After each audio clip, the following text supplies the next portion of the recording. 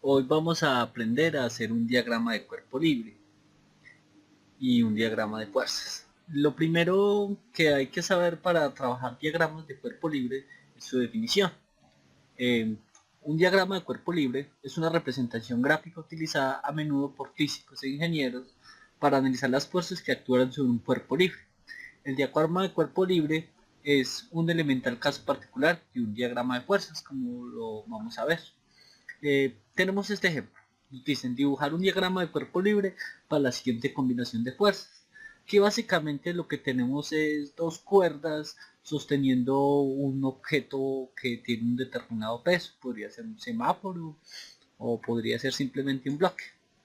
Eh, Tener en cuenta que el peso del bloque o del semáforo siempre va a ser una fuerza vertical, y en este caso las otras dos fuerzas serían oblicuas y serían opuestas, porque son las que sostienen o permiten que dicho bloque no se mueva, haciendo uso de la primera ley de Newton. Primero trazamos un plano cartesiano, como observamos ahí, y comenzamos a trazar cada una de las fuerzas. La primera fuerza que tenemos es la del peso, que es vertical hacia abajo.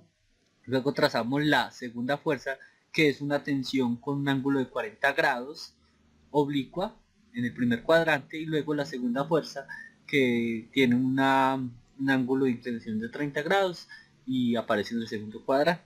Y de esa manera hemos obtenido un diagrama de cuerpo libre supremamente sencillo. Ahora vamos a hablar de algunas fuerzas. Una de ellas es la fuerza normal, pero antes vamos a analizar qué es una fuerza. Su palabra proviene del latín.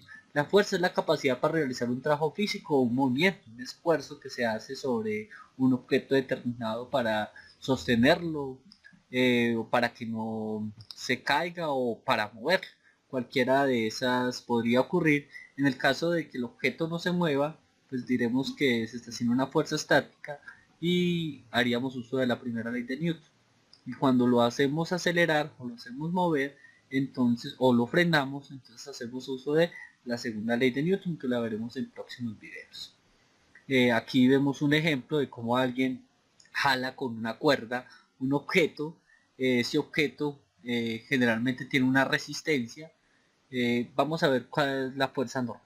Entonces, un cuerpo está apoyado sobre una superficie rígida. La acción de su peso debería ser que se hundiese en ella. Sin embargo, esto generalmente no es así. ¿Y esto por qué ocurrirá? Pues como habíamos dicho, siempre que un objeto está quieto, que no se hunde o está completamente quieto sobre una superficie, deben haber dos fuerzas que actúan, una hacia arriba y una hacia abajo. Nosotros conocemos cuál es la fuerza que va hacia abajo, que es el peso. ¿Cuál es la fuerza que va hacia arriba? Pues esa fuerza, dice la lógica y la primera ley de Newton, nos dicen que debe existir alguna fuerza que anule el peso del cuerpo y permita mantenerlo en reposo. Esta fuerza recibe el nombre de fuerza normal y la vamos a simbolizar con una N mayúscula. La fuerza normal, reacción normal o simplemente normal es una fuerza que ejerce una superficie sobre un cuerpo que se encuentra apoyado en ella. Su dirección siempre va a ser perpendicular a la superficie, así sea inclinada. Luego vamos a ver esto con detalle. Aquí hay un ejemplo muy sencillo, un objeto que se encuentra sobre una superficie, el peso va hacia abajo y la normal es vertical a este y va hacia arriba. En este segundo ejemplo vemos que la superficie es inclinada, el peso va a ir vertical hacia abajo siempre, como se observa en la figura, pero la normal no, la normal es perpendicular pero a la superficie.